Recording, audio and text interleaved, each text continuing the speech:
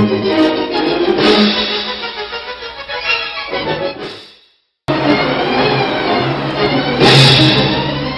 got to go. I've got to watch Stefan's new episode.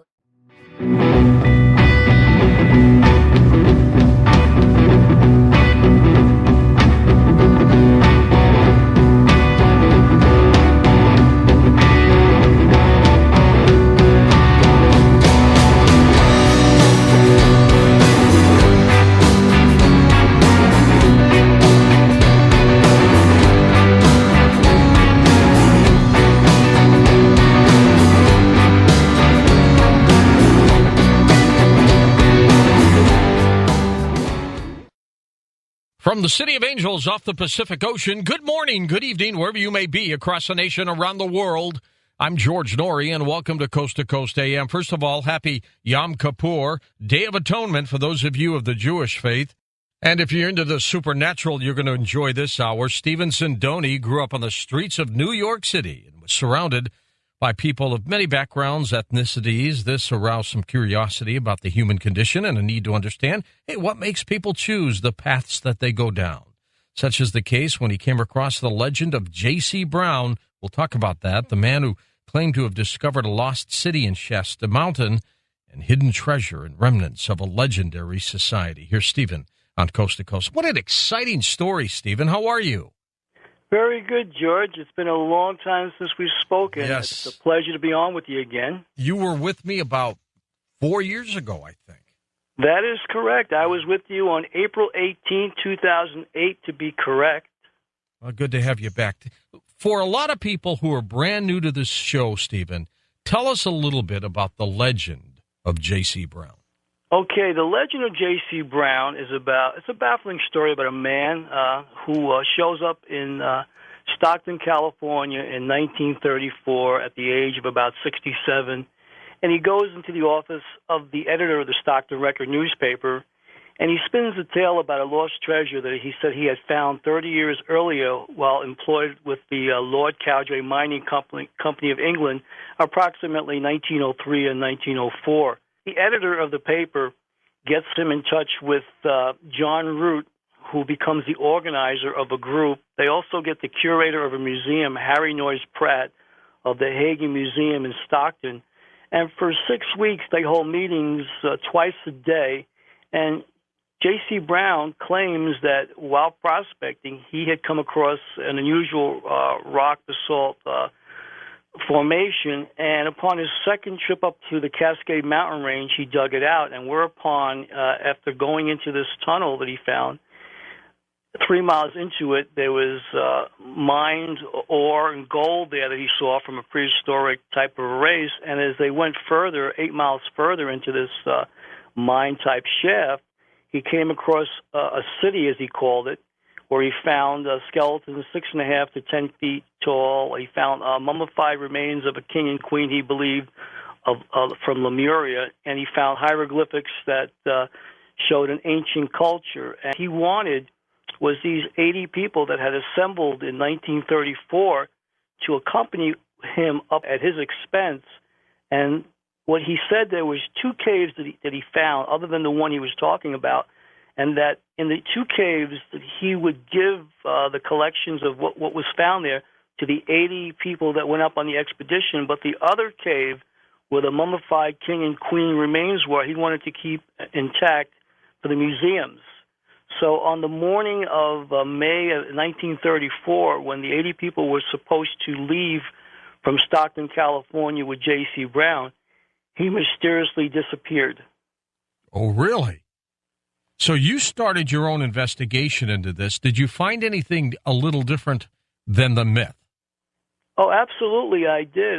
When I first read it, I read it in Emily A. Frank book, Mount Shasta, California's Mystic Mountain. There's only 3 pages in there, but I said I'm going to spend a couple weeks at the New York Public Library at the time, and just to see if I could research this to find out what I could, because I was looking for a screenplay to write. And so I spent a couple of weeks. The first thing I did is I said, well, was there a Lord Cowdray?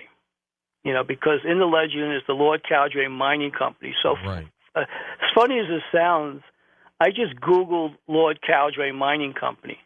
all of a sudden, bullseye, I found out that there was a Lord Cowdray Mining Company. It pops up, huh?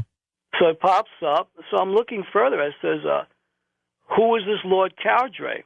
And this was the tough part because what I found out later that Lord Cowdray was a name that was given afterwards to Sir Weetman Pearson, who was knighted in 1916 and was given the title of Viscount Cowdray in England. So I thought, well, let me look at the age of this man. And he was an older man at the time, but in 1934, one of the stumbling blocks I came across was that Lord Cowdray had died, or Sir Weetman Pearson had died in 1927, so he could not be the man who showed up in the Stockton record of 1934. So I reread the legend, and it said the man said he was a lieutenant for many years with the Lord Cowdray Mining Company. So I went to a different library in New York, and I was able to find the memoirs of Sir Weetman Pearson, Lord Cowdray. And in the book, there happened to be pictures of 3 other civil engineers. And I'm looking at the other 3. So I said, you know what, let me go back to the library in 34th Street and look through all the border crossings and see if I can match up the other 3 names of the civil engineers with Sir Weetman Pearson or Lord Cowdray coming across either through Mexico, through New York, Canada, or any border crossings coming into the United States, because 80, 90 years ago, our country was pretty much anal retentive with records, like who's coming in the country. Nobody could really sneak in. So there were records at that time. So I said, well, if that be the case, I'm looking for specifics now, 1903, 1904, in that area, as the legend states. And now that I know that Lord Cowdray was really Sir Weetman Pearson, let me look at him and other men who are in this civil engineer's memoir for Sir Weetman Pearson. So I did, and lo and behold, one of the men's name in the photo that I had was John Benjamin Body, of the 3 men that were in there in Sir Weetman Pearson's memoirs. I noticed that John Benjamin Body started making crossings into the United States through Laredo, Texas, as early as 1903. And then I noticed that coming through, he had come in with Lord Cowdray or Sir Weetman Pearson in 1904 with other men that were engineers of the Lord Cowdray Mining Company. I noticed that there was about 3 or 4 instances where Lord Cowdray, Sir Weetman Pearson himself, came in with J.B. Body, but J.B. Body had come in through Mexico possibly up to 18 times in a 15-year period. But what was interesting, George, was that in the 3rd or the 4th time John Benjamin Body was coming through, on the manifest records, when asked if he had ever been in the United States, he lied and said no. Wow. Why would he do that? Well, the reason why I believe he did that, though, is because going up to Mount Shasta and coming back, he had to cross the border. And some of the artifacts that he had gathered underneath the mountain, he had to be very, very careful as to what he took back over the border into Mexico, because he was working for the Lord Cowdray Mining Company in Mexico. And here was a man who was building the Tijuana-Pec Railroad, which connected the Pacific side of Mexico to the Gulf. And what they did was, when the goods from China would come to the United States, they would come through to Mexico, come across on that Tijuana-Pec Railroad, and they beat the United States to the Panama Canal by 12 years. So this was a major deal for the Pearson Company, or the Lord Cowdray Mining Company, because they were closely related or in business with Porfirio Diaz, the president of Mexico. So he had to hide some of these artifacts, you're basically saying. Exactly. All right. Now, this tunnel, this long, long tunnel, so it's very possible the things he says that he found, these skeletons and everything else, might be real. Exactly. Did anybody else find it? I mean, have you seen it? Is it out there?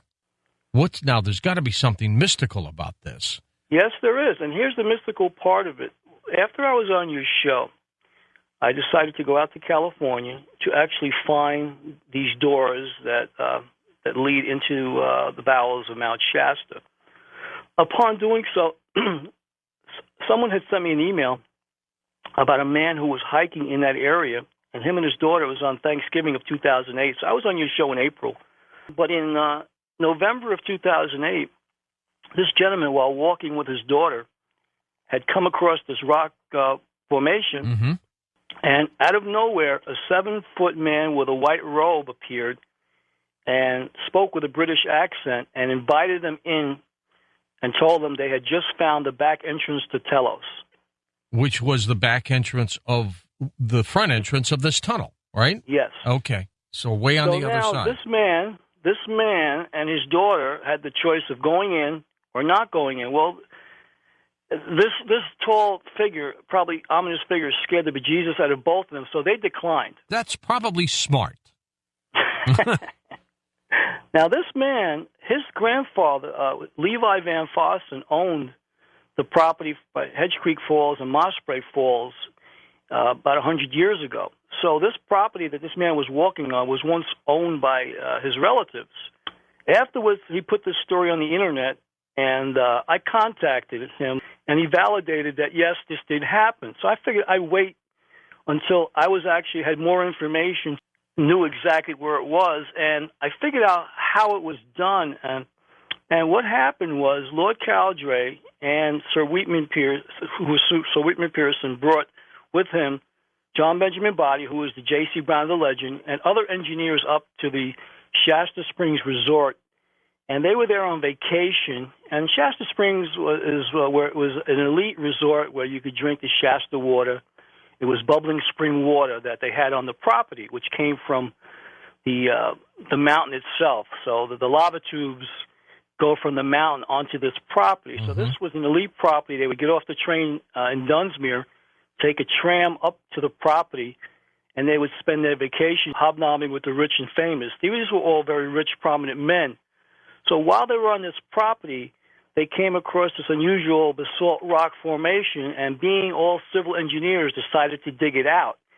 And on consecutive trips, J.B. Body kept coming back and back and back, request of his boss, Sir Wheatman Pearson, Lord Caldray, to dig this out for the artifacts.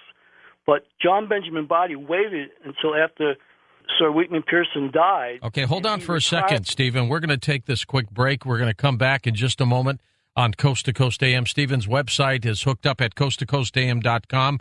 We'll get into what the heck is going on at Mount Shasta, and we'll take some phone calls. If you live in that area up that way, if you've ever been there, check in with us, or we'll take your questions. We'll be right back.